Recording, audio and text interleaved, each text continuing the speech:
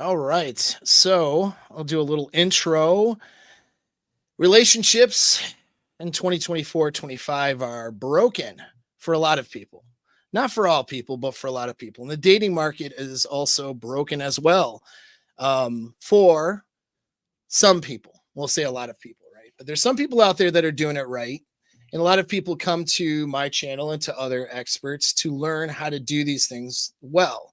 There is a smaller percentage of people who are successful in their relationships, they're doing well, they're having fun while they're dating, and things are good for them. And we want to help steer you in that direction. I'm here today with Roni Fouks, excuse me. And she has her channel. I came across her channel. It is the name of it, Human Behavior, or is it Human Human Behavior? nature.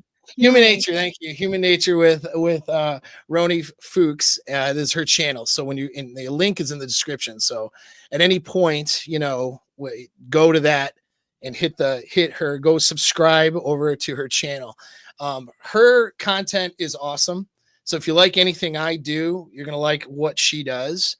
I just wanted to have a conversation with her today and get her live because it is very nuanced, very well researched. There's just a lot of, it's music to your ears if you're a smart person. We'll just put it like that. If you're looking for entertainment and a panel full of girls throwing white claws at each other and somebody getting kicked out, maybe not as going to be as entertaining. But if you're interested in actually helping yourself and sparking ideas that you've never thought of before, a different way of seeing the world, and the challenging yourself in that way is going to help you do better and help you action things in your life to get better results, especially when it comes to dating, relationships, and just kind of living life in general. So anyways, welcome. It's great to talk to you. Yeah, great to be here. Yeah. So I want to ask, first of all, yeah, we were just talking backstage for a little bit. That's why we're late. I could talk to you for the next 5 hours. I mean, you just have a lot of knowledge and we think a lot alike. So it's really awesome. And, but that was said, so let's talk about, like you were talking about earlier, but tell me a little bit about your background and what got you into the space of content creation, which can be brutal sometimes. What brought you here? Yeah, so for the past decade, I've been kind of immersed in psychology, everything human nature related. So anthropology, biology, neuroscience, a bit of philosophy as well.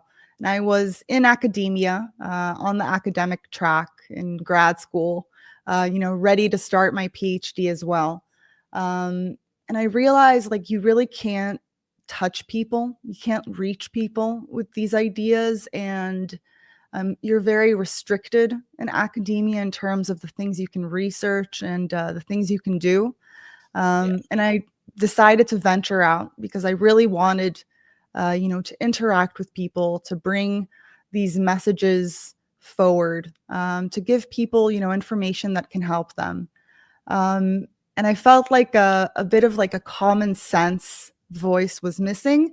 And not only that, but a voice that was, research based. Yeah. Just in terms of, in my videos, I really try to show the sources and to like bring people into the text.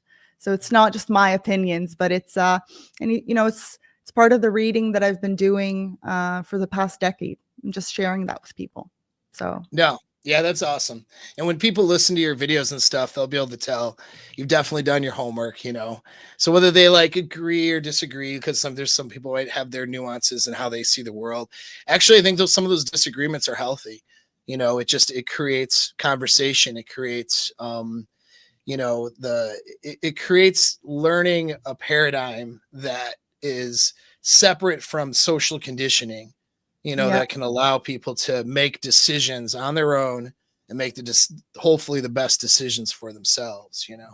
But what so in psychology, what like what were you most interested in doing in psychology? Like there's so many different ways to go, right? So like what were you most interested in doing, and then how did that bring you into some of the topics that you're interested in now?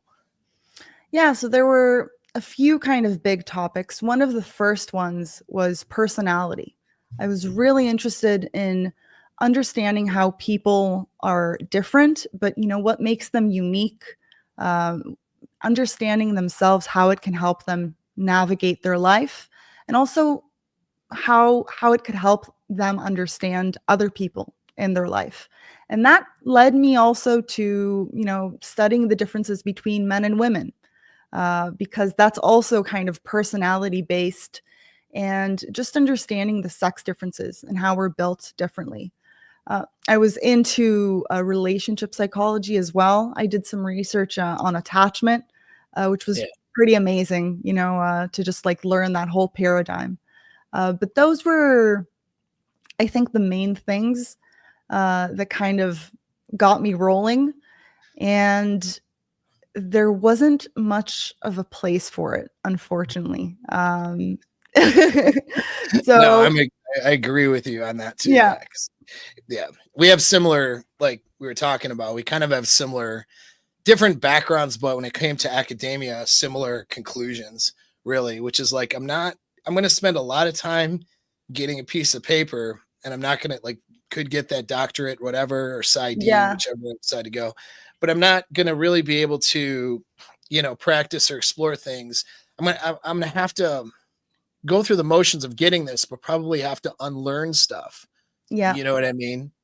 And we can talk about you just did a video on the transgender Oh, issue. yeah. Oh, Yeah. yeah. How much pushback have you gotten on that one? Have you gotten a lot yet? And in terms of comments and things like that, Yeah. uh, Just very positive, I have to good, say. good. Yeah, like people really appreciate the research and the breakdown. And I'm not just talking about transgender and all the It's not a it's politicized yeah. thing. Like you didn't do this politicized video. It was very well researched. Yeah, I Yeah. really wanted to give people, an understanding of what's going on, what trans actually means, the different types, because people Hmm. like put it in one bucket, and understanding also what the solutions are and what's healthiest for people who are trans, because um, Yeah. that word also is used so freely, but gender dysphoria comes in different shapes and sizes. I really hammer down on the social contagion aspect. Yeah. I um love that part. That's so true. yeah, Social contagion's a big deal. It's like all of a sudden, all these kids are, identifying as gay or a different gender or something like that, like high percentages. It's like, yeah, yeah. are you really? you know, or is it because that's the new cool thing? Yeah, You're not emo anymore, I guess. yeah, yeah, You're now trans, right? And that is, but there it's like people, scoff at like, oh, well, that would be silly. Why would somebody just do what their friends are doing when it comes to gender? Well, they do. Yeah, that's what kids do. yeah, They yeah, what kid, how many white kids I grew up with dressing up like rappers back in the yeah, late yeah, 90s or whatever, right? Like, I mean, yeah, they completely changed. They're trying to find their identity. That's part of what teenagers and kids are doing. And then, the the social environment they're in is going to largely frame that. So if everybody, especially if everything's anti-male too, that's another thing. yeah, Like being a man is terrible, it's bad, it's toxic masculinity, all these bad things, right? And then you can choose your gender, and then this friend's doing it, some mom or some parents paying for this kid to get hormone therapy and all kinds of craps going on. It's a social contagion factor. It's easy for kids to fall to that group thing. yeah. And so And one of the things that I found was that it's usually the kids who have mental health issues before that. So the yes, gender dysphoria isn't even real. It's their right, way of kind of dealing with, the all the depression and anxiety and whatever it is. A lot of it is they had a trauma before of all kinds. And then yeah, and then they find this like salvation a lot of hmm, times on the internet, all sorts of influencers who say how amazing they felt when they started taking puberty blockers and cross-sex hormones. And, it Things all with sounds, massive consequences that yeah, are really they bad, sterilize really bad. themselves. And, Yeah. we're talking about it as if it's like gender affirming care. We're taking the most vulnerable kids and just letting them destroy their lives. Yeah. So Right. that's In the that's name, what we're doing. yeah. No, and it's nuts. Do you know why? I don't have an answer here directly. I have ideas, but why do you think this is so funny? The direction, by the way, I did not expect to go in this direction, but hey, here we are. Yeah, So, I'm along for the ride. right, I'm driving this thing, but I don't even know where I'm going. So, Sure.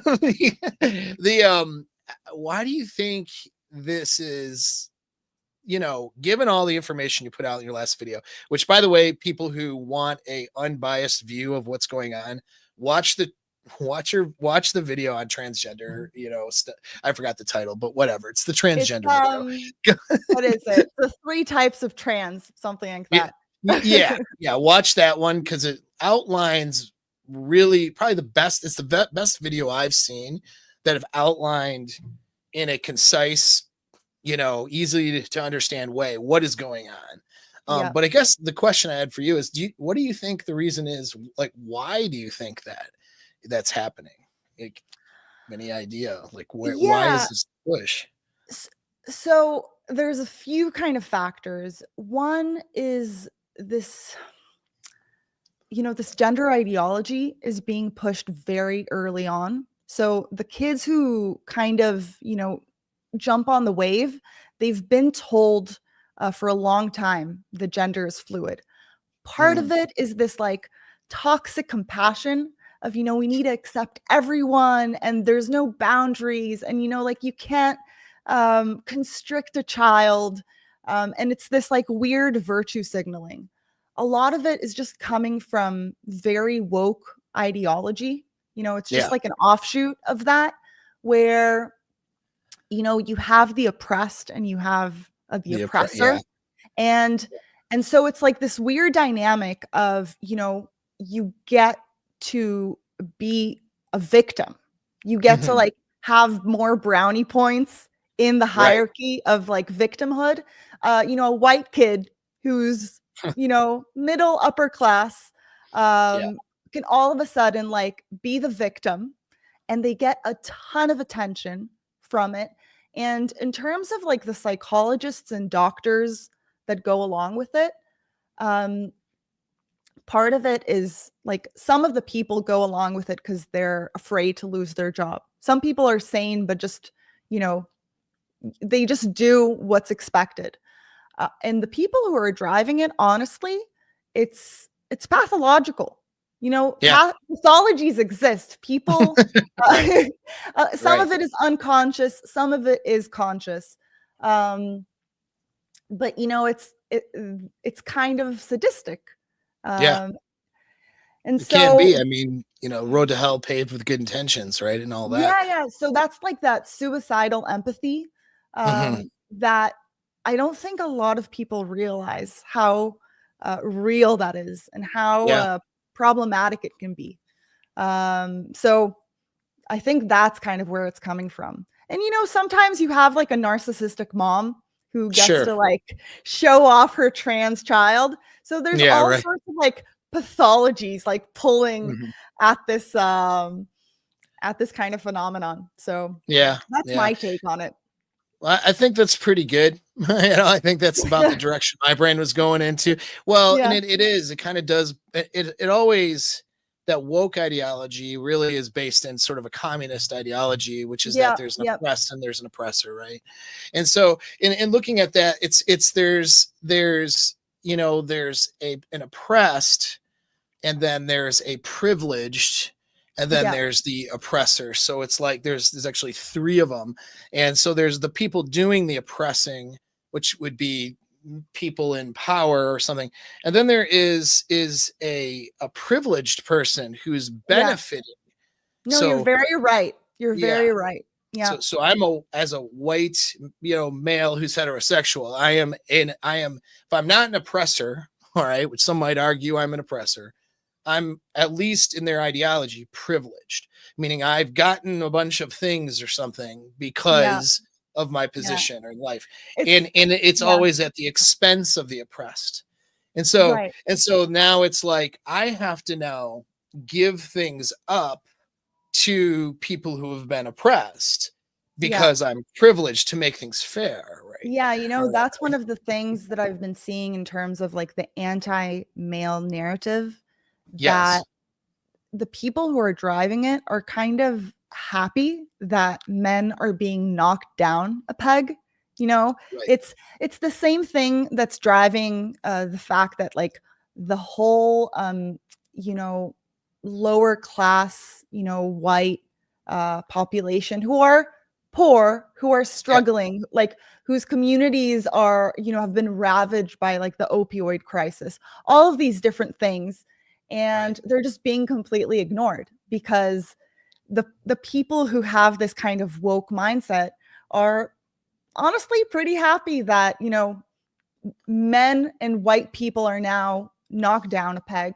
And this like critical race theory, which I have this video on the history of woke if anyone wants to blow their mind in that direction. uh Yeah, but yeah, but critical race theory basically says like you're if you think you're not racist, then you're part of the problem. If you're right. white, you're enjoying privilege that you don't realize, and there's like systemic oppression, systemic racism, Mhm. and you need to constantly like get out of the way for, you know, people of color.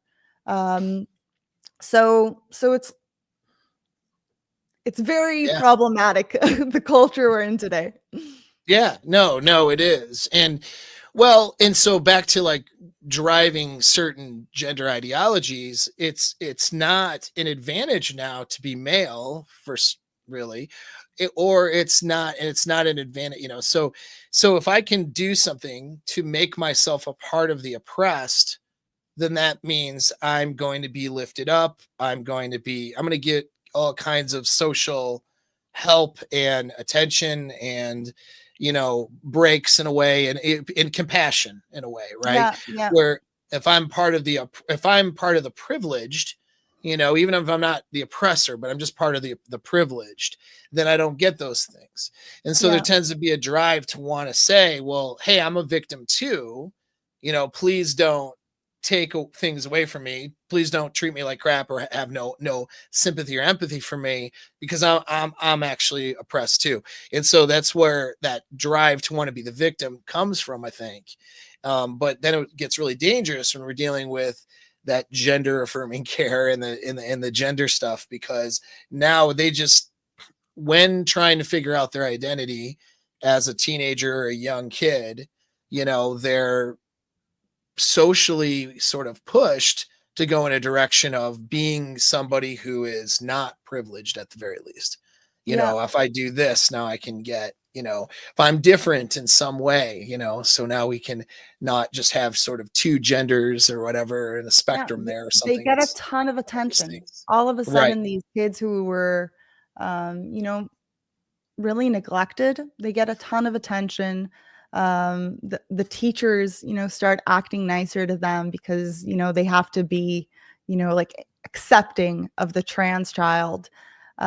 Uh, and it pulls them in wherever they go. Like they go to a psychologist, they start affirming their gender right away. Um, and it's like kids have identity crises in puberty always. You know, this like body dysphoria and being like uncomfortable with the changes that your body's going through, that's 100% normal. Yeah. And when you're told like if you feel like you don't fit in, if you feel like, you know, something's off in your life, then you may be trans. Yeah. You It's like might be. you no, but the thing is, like, Yeah. one of the things I talk about in the video is that even children who have proper gender dysphoria, which starts very early on, it's seen in boys. You know, they're very feminine, they have feminine interests, they don't like playing with the boys, they have a hard time kind of integrating. There was really great research done by Kenneth Zucker, Mhm. who basically, showed that if you work on their emotion regulation, stress tolerance, because they have very low stress tolerance, there's always like a family dynamic where Mhm. the dad is usually not there. The mom kind of puts the boy in some sort of like helping, nurturing role for her. Yeah. Um, and then, if like you just help these kids kind of socially integrate, what happens is when they hit puberty and go through the whole hormonal change, the gender dysphoria goes away. Like they don't Mm. feel like girls anymore. 80 to 90% of the time they're gay.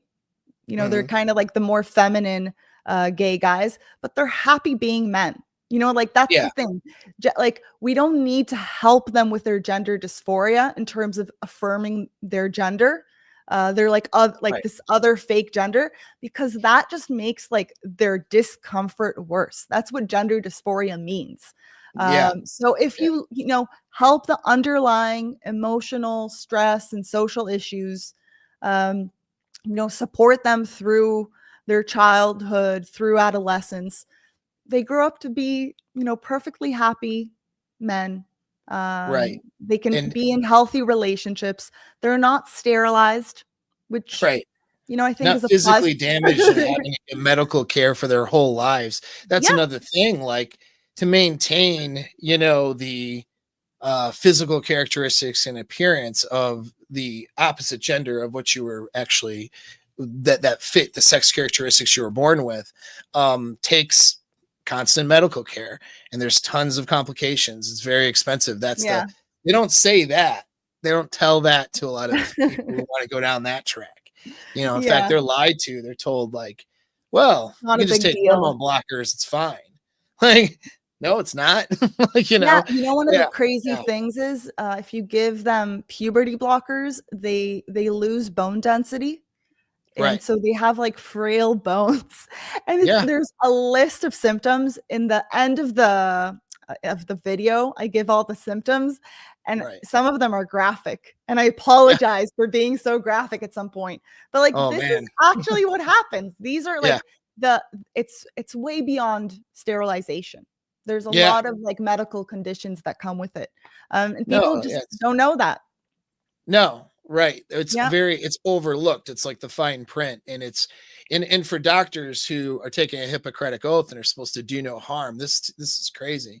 But they do it all the time in psychiatry too, with medications they're yeah. willing to give kids that are really a high consequence. But I'll move off this trans topic. This is the topic I was gonna be in. But I will say, like, as a final note here, is that I would argue that myself and you and people who think of the trans issue the way we do are more compassionate that to people who struggle with gender identity. I would argue Yeah. that we're more compassionate. The rates of not supposed to say the S word on YouTube for some reason, I guess, but Oh, the yeah. rates of taking yourself out of the gene pool, right, Yeah, yeah. is so high. And being gender affirming and just pretending that there isn't a psychological component isn't helping that. It's not helping them. And 100%. and so that's the thing. It's not coming, like, our conversation here, and it's what I liked about your video, isn't coming from a place of being like hateful towards people who struggle with this. It's coming from a place of objectivity and really compassion for people who have that struggle, because they're being put down a track that they think is a solution and going to give them a happy, healthy life. And everyone's giving them all this positive attention as if that's the case, even down to when they're children. And then they're running into massive problems later, and they're finding out that the opposite is true, a lot Yeah. of them. And that's why the self-deletion rate is so high. I got kind of exposed to this. I know I have creative language. Yeah. I got exposed to this a bit with in my coaching practice. I run a coaching group for men, all that kind of stuff. I guess I should plug it now, right? You guys click that link in the description, get on the community. You can do the community for free. If you need additional help, that's what I'm there for. All right, there's the plug. But I've had people come in for consultations who were men and who were heterosexual men who were being pushed when they were younger to be, you know, to switch genders. Like they were young, you know, it was craziest thing, but they were younger and they were more, you know, just more feminine, I guess, in some of their likes. Maybe they liked playing with dolls, or they felt more comfortable hanging around with girls or whatever. And then Yeah.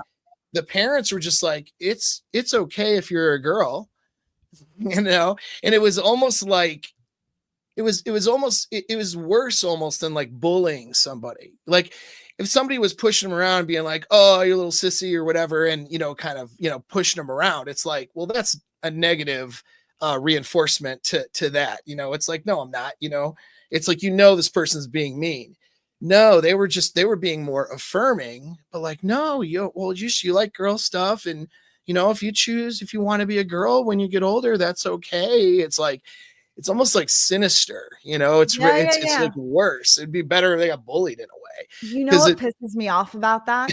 I yeah, was many things, yeah, but like yeah, I was a tomboy growing up. mhm, I like I had certain feminine interests, but I preferred, video games. I did kung fu for many years, like I liked rock yeah, and roll, and I had a much easier time relating to boys. Like girls yeah, were confusing and they were mean.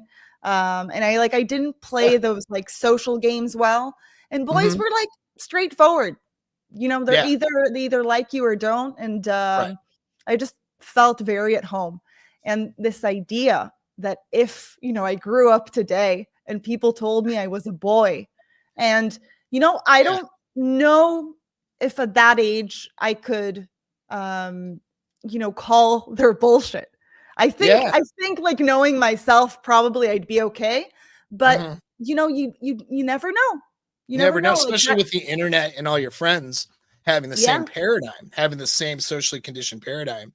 And so it's just a crazy thing. And, you know, it's, anyways, we'll kind of get off the topic now, but yeah, Yeah. it's just, I don't know. It was such a good video. It's kind of like my just Thank brain you. went there, but, Appreciate it. yeah, yeah. So I really want to talk about though is Yeah. toxic femininity. No, not just toxic femininity, but toxic behavior, right? Like, so Yeah. behavior doesn't have to be gendered, I think. You know, I mean, there's stuff women do because, you know, it's part of their more or less biological makeup and unconscious conditioning and some of those things that are, you know, they can do a woman can do something toxic that is in the way that a woman would do it for different Yeah. motivations. A guy can do something toxic that's in a way that a guy would go about that. Toxic behavior is universal, but yet the world, you know, wants to recognize toxic masculinity, and of course doesn't recognize that some people don't think that, you know, you could be a toxic and feminine person. Like that's an Yeah, yeah. impossibility. I don't know. But you did a good video on that. And yeah, so I guess a good question would be, how does some of this, how are some ways that you've observed that some toxic feminine traits have showed up in the dating market? You know, like what are some of Oh. the things you've observed from friends? I have a Yeah, lot to say about that. So, yeah, first of all, I just kind of want to set the like lay the groundwork here. Um, mhm, you know, toxic behavior in general, like pathological behavior, we could look at like the dark tetrad, like we have psychopathy, narcissism, Machiavellianism, and sadism, right? Like yeah, those are neutral, but still every gender is going to take that in a different direction. right, And in terms of toxic femininity, one of the reasons that I made that video is to kind of, call it out, not in this, like whatever podcast kind of way, where you just right, you make fun yeah, of like the stupidest girls. But, right, but like to really, really show the research and the psychology and like taking like certain feminine traits and right, showing what happens when they go awry. Um, and I'm working on a video now about toxic masculinity, and mhm, I'm doing that to like show that it does not equal traditional masculinity. right, There are masculine virtues that if they're channeled into like negative pursuits, then they become toxic in the same way that feminine virtues, if they're not used correctly, become toxic. So that's just like to lay the groundwork here. But in Yeah. terms of dating, one of the things I try to tell guys is don't hate women, hate feminism. you know, Yeah. like just like even have a little bit of compassion for women who are so confused. They're so brainwashed today, that they're hurting themselves in, their own dating lives. And I'm seeing a lot of this very anti-male sentiment that women have been hearing, since the 60s, the 60s like feminist movement. And the feminist movement goes back further, but like that was when it started to become really sinister, Yeah. really Mhm. anti-male. And they started saying things like the family structure is in itself oppressing and exploitative of women. Right. Men are trying to keep women down. Hmm. The patriarchy was this all evil. Magical patriarchy. Yeah. Yeah. Yeah, like the eye of Sauron, from Lord of the Rings. It's this Yeah. like, Yeah. this shadow over us. Hmm. And I think that women they got this hostility towards men from that, and this idea that if you're to be empowered is to be equal to men. So women have really been chasing these masculine pursuits, Yeah. and at the end of the day, they're not happy. Right. And that doesn't mean they shouldn't work at all, but it means that there's a way to live your life that's more aligned with your feminine being. And Hmm. I see all of these like soft femininity videos of just like Uh-huh. being this like princess, like not doing anything, and just like Uh-huh. like that's how you draw attention from men.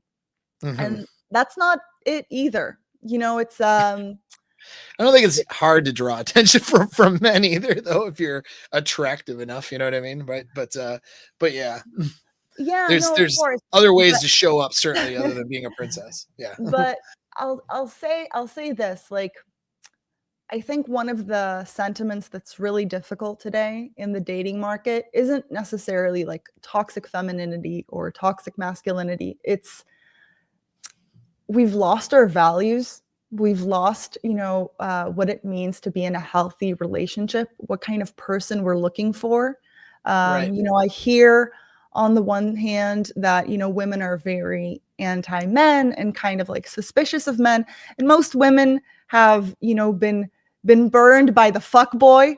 Yeah. Like I talk about this in the toxic 100%. masculinity Hmm. video of like, there's that archetype. And Right. he gets more female attention, but he just kind of discards them. So Hmm. many women are burnt by that, and they think that that's all men. But the Sure. other problem is that they completely ignore the good, moral guys that are dependable, that want a healthy relationship. And on the other hand, I think that men today have kind of lost hope, and they're not Hmm. developing themselves at all because, Right. they've been rejected a few times by women. And sometimes like I understand the frustration because women are also in this like crazy headspace. Hmm. But one of the things that I think is important if you're looking for a real relationship is work on yourself first. And it's not like this narcissistic, I'm going to, heal all my trauma kind of, Yeah. Yeah. constant like selfish Yeah. My horoscope orientation. told me this today, and I need to. Yeah, Yeah. Yeah. Yeah. exactly. Yeah. But it's more like deal with your shit, Hmm. decide where you're going in life. Find your values, what's Yeah. important to you. And usually when you do that kind of housekeeping and you start to develop a vision for your life, I really believe that the right person will manifest. And sometimes you can meet that person, but if you're not ready to receive them, if you're Sure. not attractive in the sense of like, you don't know where you're going, you're kind of a slob, you know, like there's no Right. there's nothing in you that's attractive, not in the sense of looks, but Hmm. this is another thing I talk about where men think that women are only looking for money, right? Like the red pill community talks about all women as gold diggers. And one of the things that I try to highlight is that women are looking for someone who's dependable, who can offer them emotional security, stability, and someone who has a good work ethic. So Hmm. it's not necessarily someone who's, you know, like high status, you know, like millions of dollars, but it's someone who you feel like you can rely on, like you can solve problems with, someone you can trust, someone who's loyal and is going to have your back because women inherently, even if they don't realize this, but the whole, you know, evolutionary instinct that we have is we need to be with a man. We need to find a man who can protect us and help us when we're at our most vulnerable.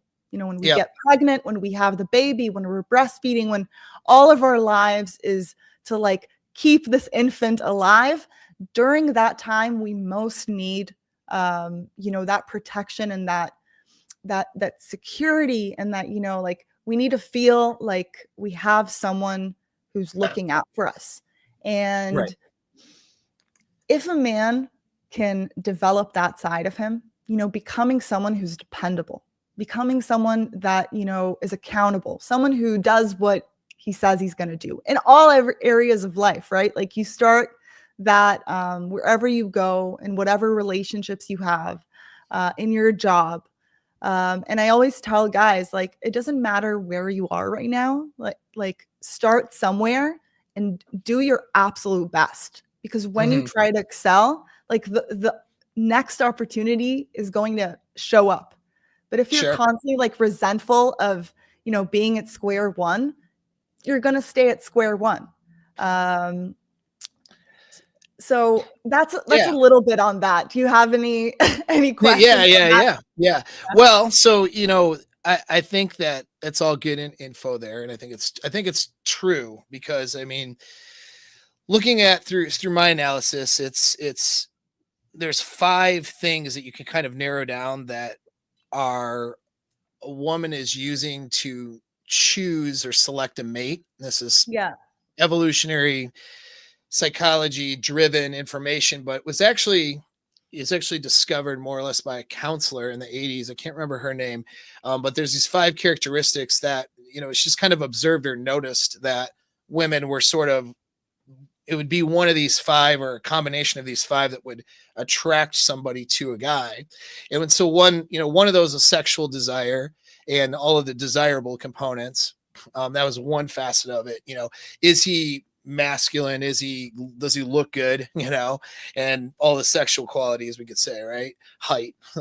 Right. And then we got, the being feeling emotionally drawn to a guy. So that was another thing, like that emotional sort of safety, but also not because the guy necessarily simps for her or anything, but just because No. he's like, yeah, because that's unattractive usually. It's that he's somebody that she can feel safe with, right? So he's Yeah. has enough dominant qualities where she feels mixed with enough empathetic qualities where she feels like she could be safe with that guy. So there's the sexual desire, there's emotional safety, and then there's security was another element, and that could encompass a few things. Able to protect, so can he beat ass, right? That's one thing. And then another thing is, can he get resources? Yeah. So is he capable of getting resources? And then is he willing to use those resources on her? And that's another component there. So those are three components of security. And then the fourth one was paternity, like good dad qualities. It's why a guy with a puppy, that's guy that's halfway decent looking with a puppy is like, oh, he's more attractive now all of a sudden. Paternal qualities. And then the fifth one is legacy, which means, is he a good legacy partner? Is he going to be somebody that's going to discard her as she ages, Yeah. as stuff, or is he somebody who's going to have a degree of loyalty, and does he show those signs of it? So those are the five components that can be confusing for most women because you're not aware of them. They're Yeah. operating in the midbrain and down. So you're just responding to the environment, and it tends to be like the age and stage of your life tends to direct which one is in the forefront, which one you're noticing. A 45-year-old, divorced woman is in the dating market, maybe looking for a legacy partner, but maybe 5 years ago, right after the divorce, it was the sex partner. Like Yeah. she wanted to, like, I've been saddled with a marriage with somebody I don't like, and now I'm finally free sexually. I'm going to go bang everything I can for the next year. Okay, that phase is done. This isn't going to give me longevity. Let me move towards something else. Somebody who's thinking about family is going to be more paternal. Is this guy, would he be a good dad, and does he have the security type qualities? I mean, they're all attractive, and I would argue that a guy really has to have all five components in order for long-term success.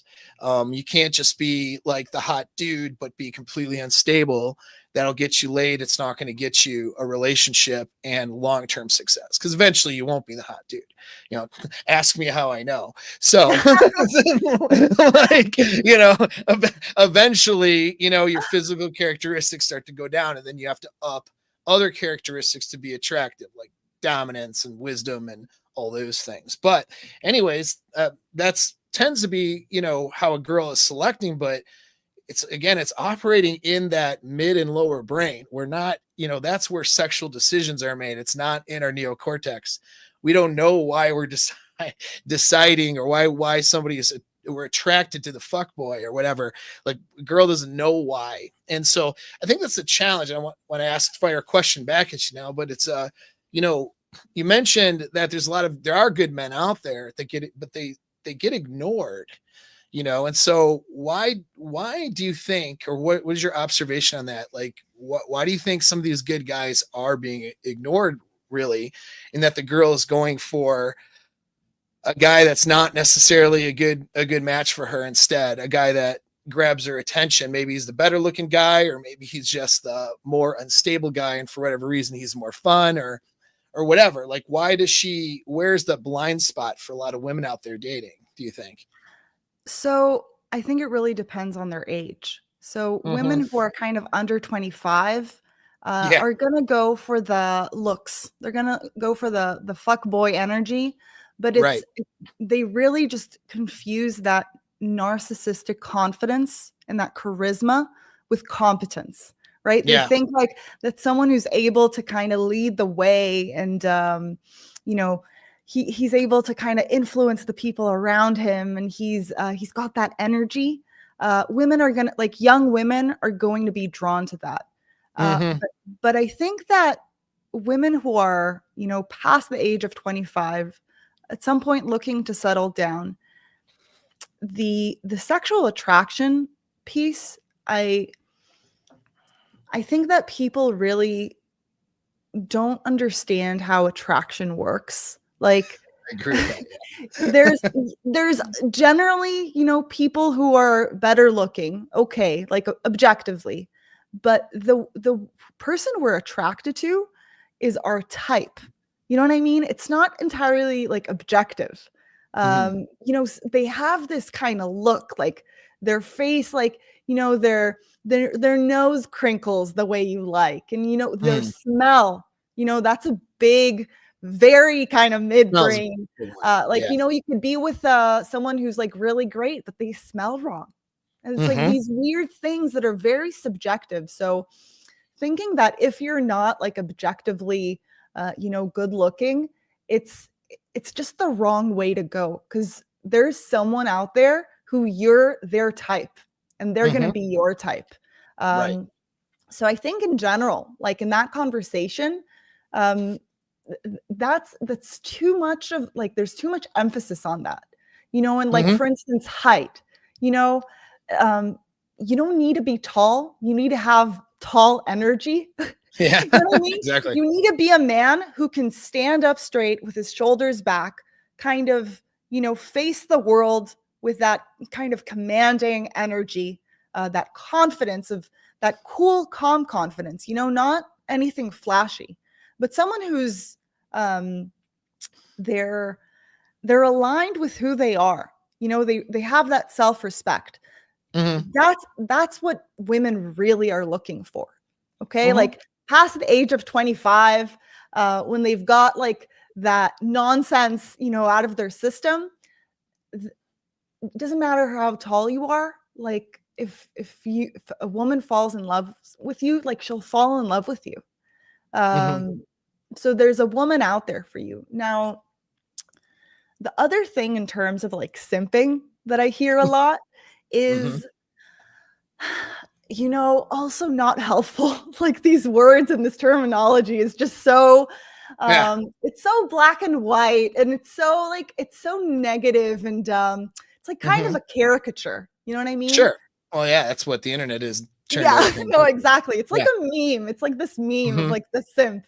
But Right. anyways, I think people like really mix up this idea of, you know, being a kind, generous, virtuous man with Some people do, yeah, with simping, which it's not, but right. yeah. No, but there is such a thing as simping, and that it's Right. not that. It's a No. man who's not confident in himself, is needy, is Mhm. like not decisive, is like in terms of attachment, they have anxious attachment. You know what I Sure. mean? So Mhm. they're constantly needing that validation, and they're going to do everything to make the woman like her. Mhm. And that's just not attractive. Even No, if a it's not, woman because it did that. demonstrates low confidence and low value, really. Yeah. And it's an interesting thing. It's guys have their neurochemistry really polluted in a way from the stimulus in their environment, and sometimes their lack of sexual access too. So, you take a guy who has a lack of sexual access, but very, very easy access to pornography, right? Yeah. And so like what that guy doesn't understand is that his brain, I look at it almost like a Maslow hierarchy of needs, but Yeah. in terms of your like sexual needs. Like, so a guy, the first thing a guy is looking for is I joke around and say to get his wiener touched. Okay, that's his first thing. It doesn't matter. Somebody has to touch this dude's wiener, right? That's like his first need, But once he has sexual access and somebody, okay, then it's like, well, the next thing that comes shortly after that need is desire. So it's not what makes a guy really fall for a girl. What causes his neurochemistry to signal attachment isn't just oxytocin, it's oxytocin and vasopressin in combination. And Yeah. Yeah. vasopressin works with testosterone to make him have this caretaking need for the woman, which doesn't occur from the other way around. The woman gets vasopressin for kids, but doesn't get that vasopressin spike for the guy. In fact, they've done research. If she does have a vasopressin spike, she's not attracted to him, So if she feels like she's got to be his mom basically and caretake for Yeah. him, she loses attraction, right? And so for him, what drives that sexual attraction and that bond and that feeling of really being bonded is that vasopressin. And here you got a guy getting, easy access to porn, so he's getting sexual release without any of the like natural anxiety that comes. Like, some of it's a good stressor, right? Yeah. Yeah. Pre-sex, he doesn't have any of that. He gets the dopamine release and the sex, but there is no genuine desire that's happening, you see. Yeah. So he's not receiving that desire. So what he wants to receive is a feeling of genuine desire to stimulate vasopressin. And so now it's like it's polluted. So next thing you know, he's sending some OnlyFans girl money or something like that, right? Because that makes, buy yourself a pair of shoes or some. And it's Oh like, my God. like, it's so gross, but it's because he's polluted this part of his brain. He has a need to want to caretake for a woman as part of that to stimulate that vasopressin instinct.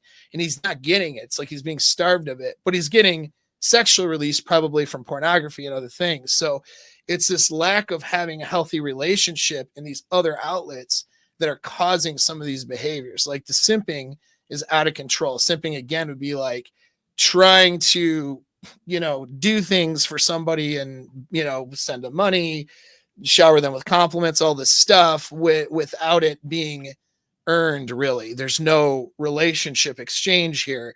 You can buy flowers and for your girlfriend and tell her that she's hot all day, but there's an exchange happening. It's some stranger on the internet, there's no exchange there. And so, like, I think a lot of that pathological stuff happens, and it really screws up the dating market. Because now, how does that guy who's doing that have a normal conversation with a girl on Hinge?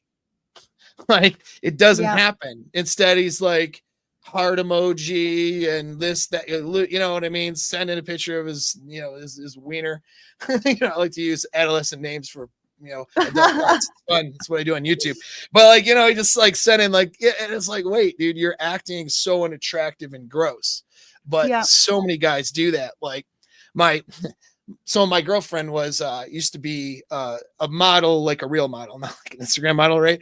And so she had a social media presence. The amount of messages, we're talking hundreds of a week of just messages from dudes all the time. Now you would think that should be intimidating or threatening or whatever, right? But it's not. None of the guys are sending any kind of quality messages over. Like, it's always these weird, uncomfortable, unattractive messages, and it's sad. It's sad, because they're not out there dating and meeting real people and having real conversations, real connections. It's all this internet stuff, Yeah. Yeah. Yeah. Yeah, and it's just crazy. But I mean, I guess the question to you, because I caught on one of your videos, you met your husband on Hinge. On a So Bumble. On Bumble. Bumble. It was oh, so you had to open him. Okay. All right. What was your opener? Do you remember? No, I just, hey, how are you? And he took the lead. All right. But you show him that, like, you're open for discussion. You know what I mean? Yeah. So, I mean, just from your own personal, so what, you were on dating apps, which is good. I coach people how to do that too. What, as a woman, attracted you to your husband and allowed you to end up on a first date? Like, what took you in that direction for you, if you don't mind me asking? Yeah. So first of all, in terms of photos, he was my type. You know what I mean? Okay. Like, I saw this man and like something clicked. Yep. Like this, like I know him, this kind of Yeah. energy. And then in terms of messages, we had a really great conversation. He had Mhm. he asked like great questions. Like, it was something like, what are you kind of like, what are you struggling with in your life? And like, what do you want to get better at? You know what I mean? Nice. It was Yeah. so good. And he answered that as well. Mhm. And, I was like, I remember, like I said a few things, but one of them was, not get impatient with myself and like trust the process and like Mhm. deal better with uncertainty. And Right. he said that like he wants to, develop a little bit more like his emotional, like intuitive side and not like only rely on his analytical side. And like, funnily enough, that's what we've been both working on, in the next years that we met, like that we've known each other. But there was real substance there. There was like Yeah. a joking conversation of like, I wrote in my description at the top, big nerd, with like a halo emoji. Yeah. Like, Uh-huh. anyone who's not into that, like, Yeah. like swipe left. Like, we're not gonna, like, We're not gonna there's click. there's Yeah. not gonna be, like chemistry here. Yeah. So, Yeah. he was into that, and he's like, like, what makes you a nerd? I don't remember like Sure. what I said, but he had all sorts of like nerd tests, like what's the I don't know, like like law of thermodynamics or something. Like, I answered entropy. I answered correctly, but I don't remember how he asked it. They um challenged you. That's funny. yeah, like the Hitchhiker's Guide to the Galaxy, like what's the answer to life, everything, Right. and it was like Right. 42. Like, I knew that one. Yeah. He sent me like a photo of like Elon Musk with a Doge. Like Yeah. and I answered it wrong, and he's like, you should have known that one. I was like, that's more geek territory. It's not nerd. Anyways, there was banter. It was Yeah. Right. funny. Like, we got a little bit vulnerable. Like, not too much, but like we each shared like a bit of Nice. substance. Yeah. That's good. Um, Sounds And like then he had some pretty good game there. Maybe he took one of my courses. Just kidding. Yeah, he you sounded know, like he did a successful, man. That's good. I love it. yeah, like, he's a military man. Right. Thank goodness not anymore because just I Yeah. don't know how I would handle that. But like he came with a lot of just like genuine confidence, nothing crazy. He was Yep. like calm, collected. He like saw me. Apparently, he saw me like a year before, Oh, and in he like person sent or me a on the Facebook. internet? Yeah, yeah, and he sent me like Oh, a Facebook message, which I ignored because he doesn't have any photos because he was in the military. I'm like, who sure. is this guy? Right.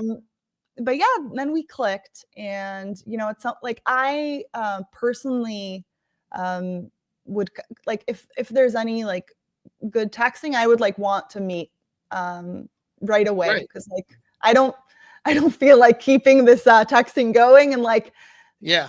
we'll meet. It's either like interesting or not. And even if it's not relevant, I always tell people like don't look at these dates as some like awful inconvenience. Like it's Yeah, a exactly. chance to work on your social skills. It's a chance to sit with another human being and be 100%. interested in their life.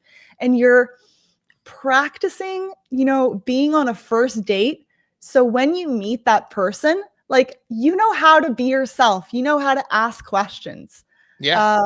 That like I can't stress that enough. Like, get to the date, get to the Yeah. date, meet them. I hear all these things of like, don't go to dinner, don't go to drinks, like do coffee. Okay, I think drinks are fine. Like you eat, like share a Yeah. bottle of wine, maybe you finish it, maybe you don't. Appetizers. Yeah. Um, Right. but Something like simple. Hmm. something simple, something casual, because Right. you're Right. just kind of testing each other out. Yeah. I do think men should pay on the first date. I I think think, so.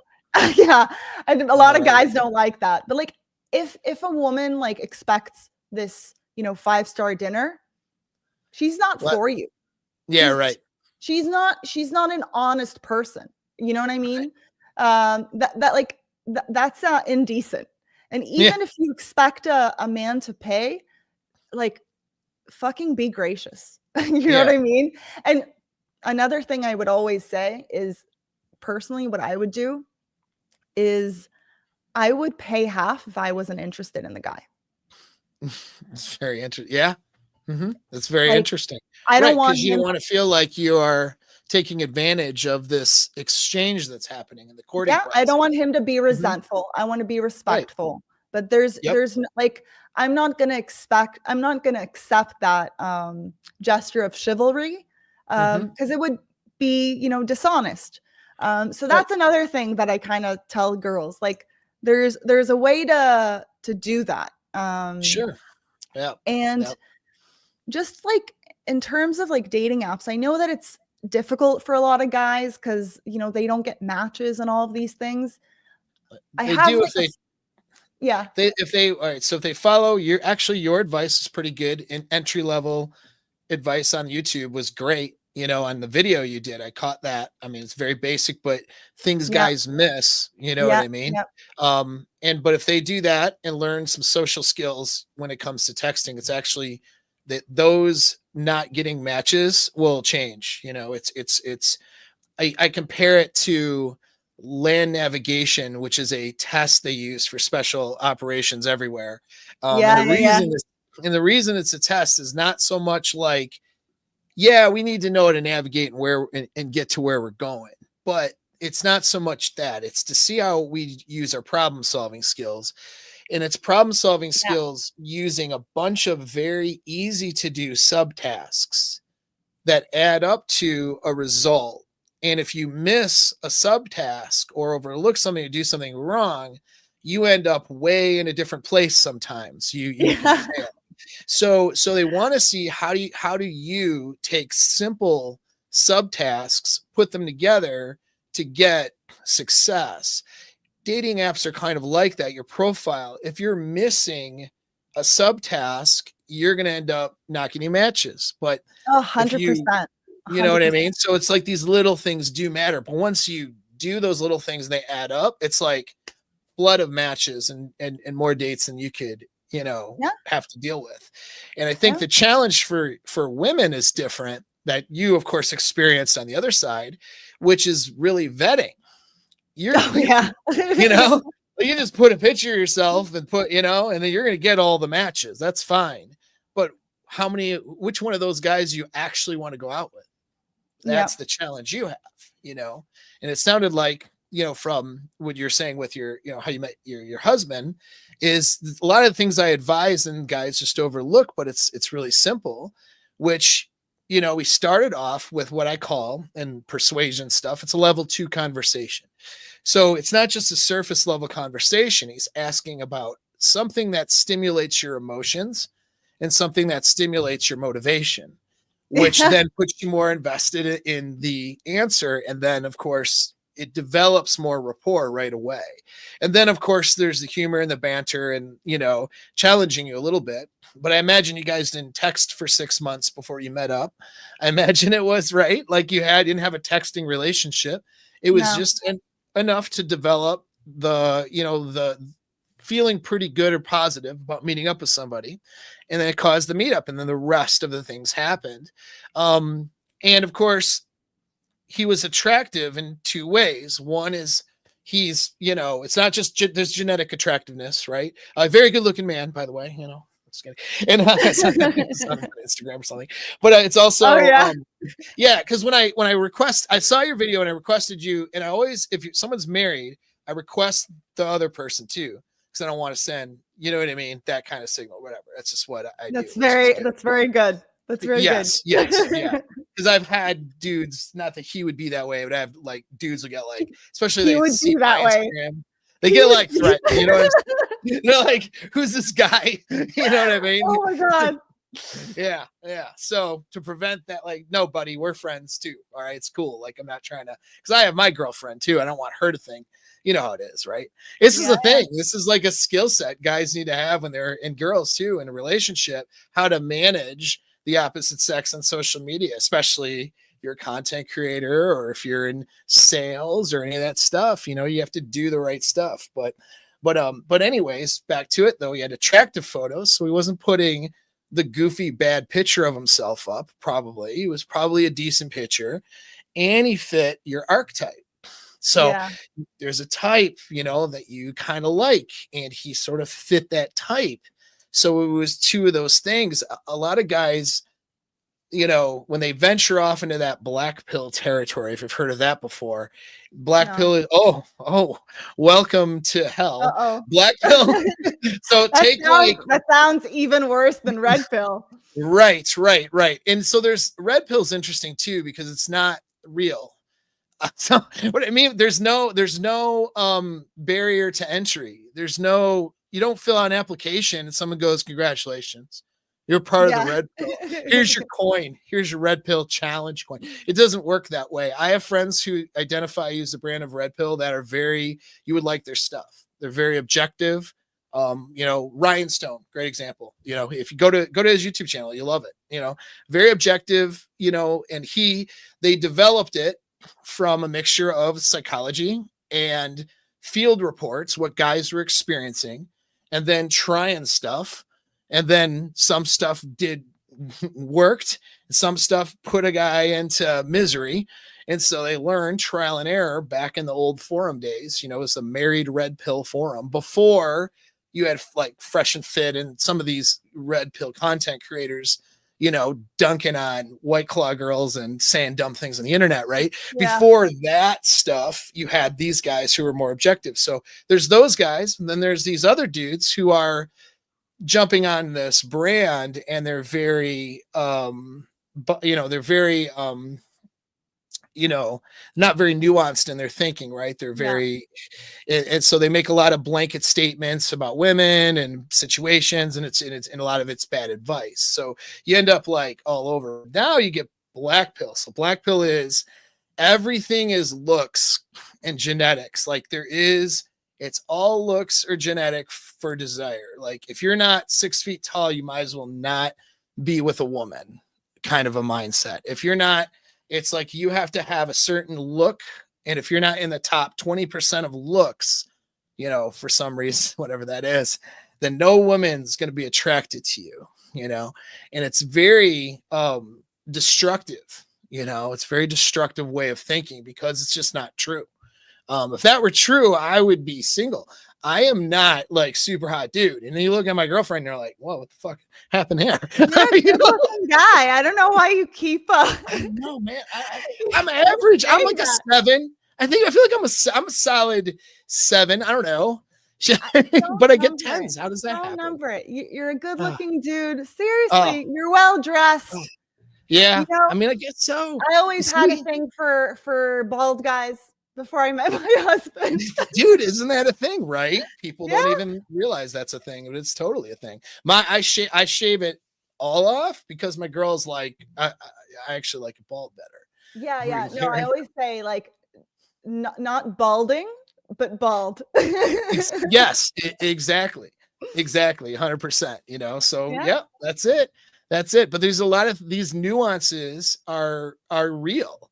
And a lot of people, they don't think that. They don't look at that stuff. They think it's all this black and white, bilateral thinking.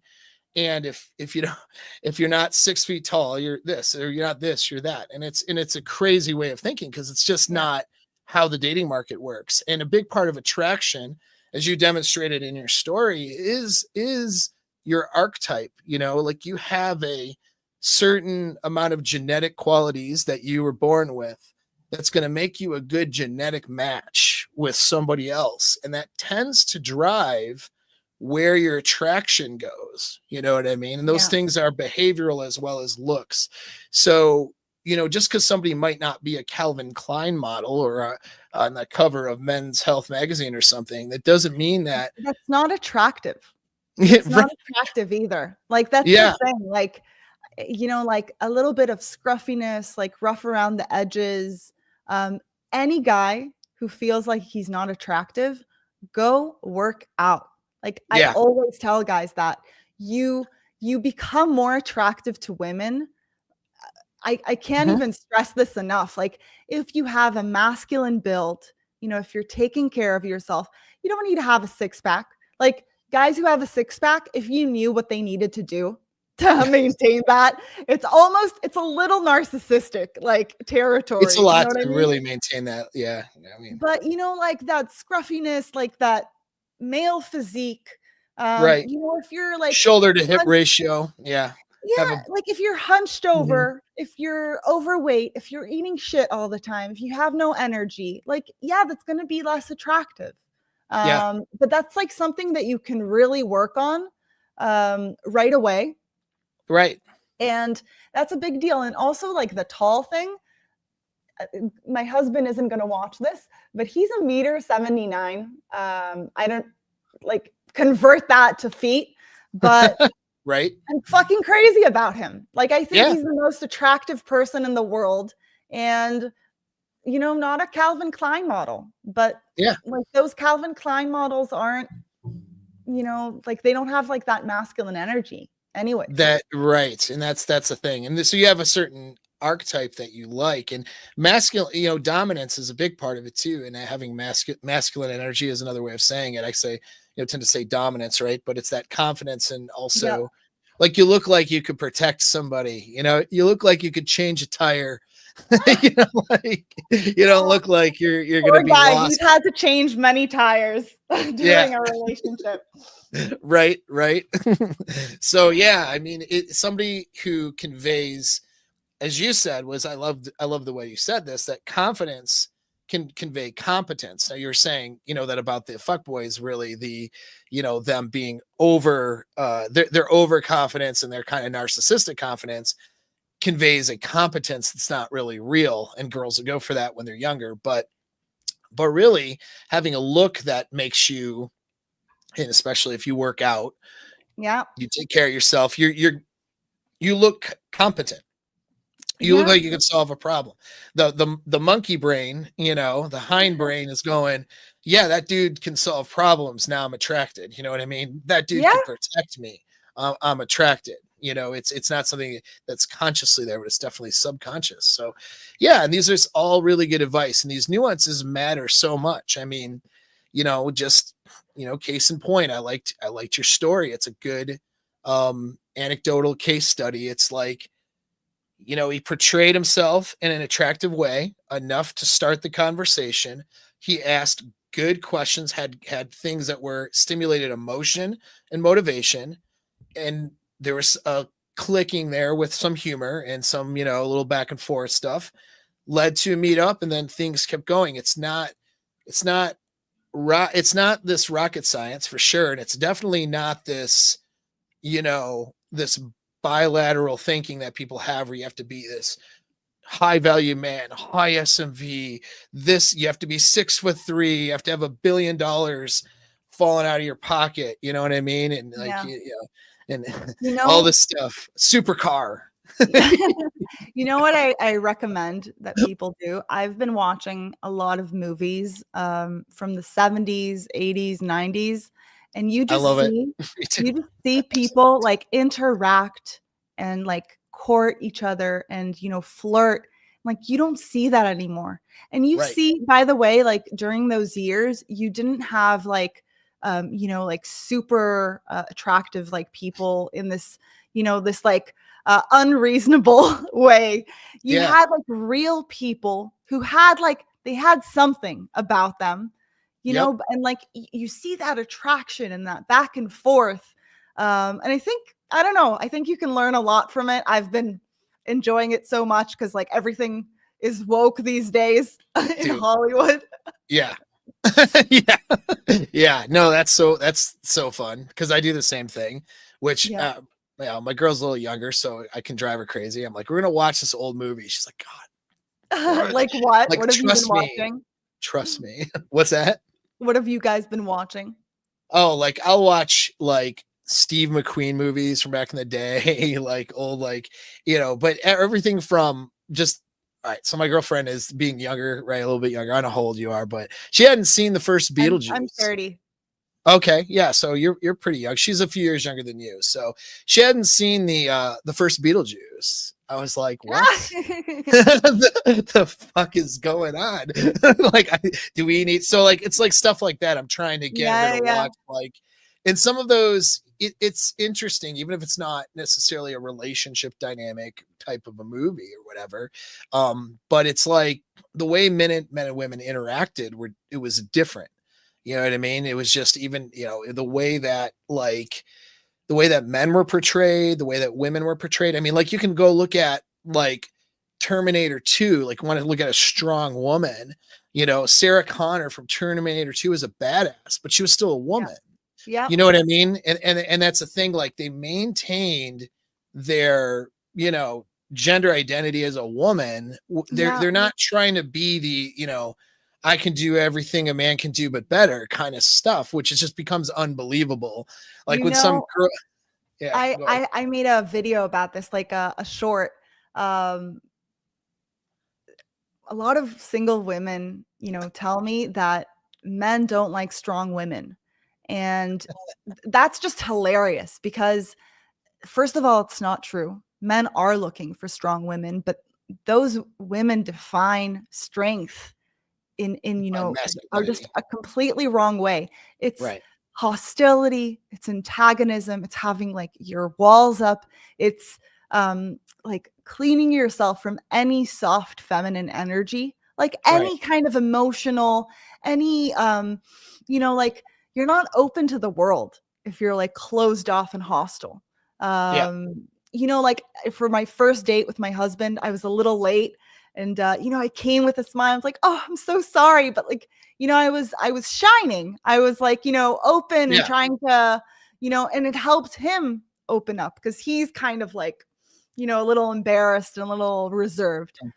Right. But this idea that like men don't want strength is the opposite. Like men are looking for a woman who's strong, who they can trust to raise their children also, Yeah. a woman they Yeah. can solve problems with, all of these things. Like um, you Yeah. don't want a woman who's the first kind of hard thing and the first challenge that you guys are gonna experience, like she crumbles. You're right. um or she's so insecure that she's, doing some of the stuff that, like, texting other dudes or doing some of these things that, Yeah, yeah, yeah. which comes from 100%. insecurity, and stuff like that. Yeah, for sure. Yep. For sure. Well, I think it just boils down to this, why it's amazing to me how feminists are defining strength in male terms. Yeah, yeah, Like, yeah.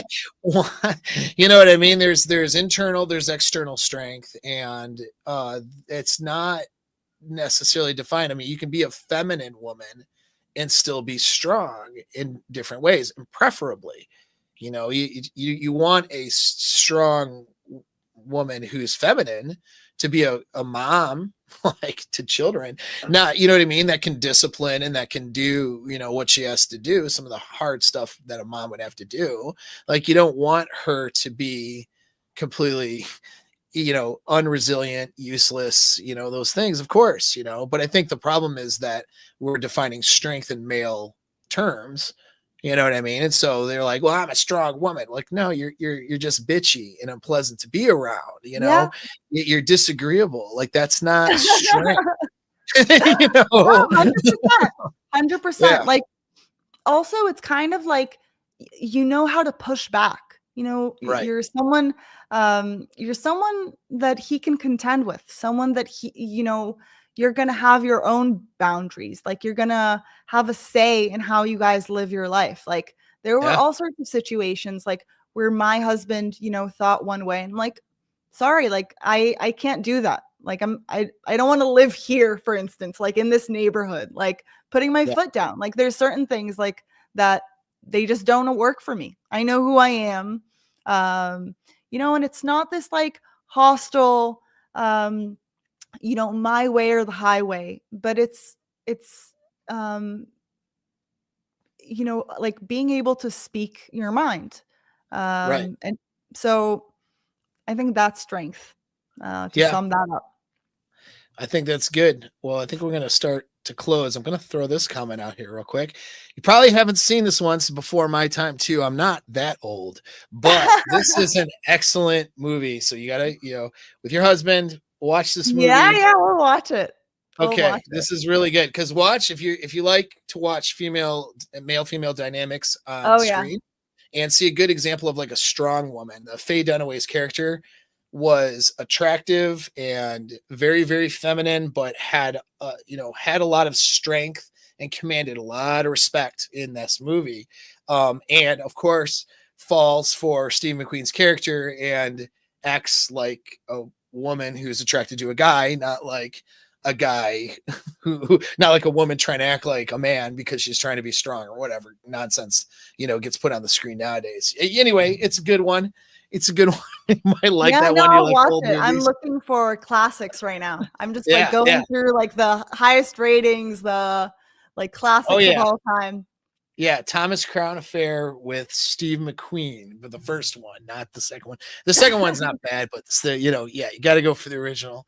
And so that'll be the before we nerd out on movies for like an hour. I think we'll close this, but it was a pleasure having you on. Like you said, very intellectually stimulating. The internet space, especially when it comes to relationship dynamics and human behavior and stuff, needs more of you. So I'm hoping you go viral and absolutely kill it. Oh, Because thank you. yeah. So, and again, and you're always welcome back. And hopefully, audience, everybody, you enjoyed it. Make sure you click the link and subscribe to her channel. Help her grow that channel. And if you could do the same for me, that would be nice. And also, of course, got the community for you guys who need a little bit of additional help. And with that, I'm going to end the stream. All right. See you later, everybody.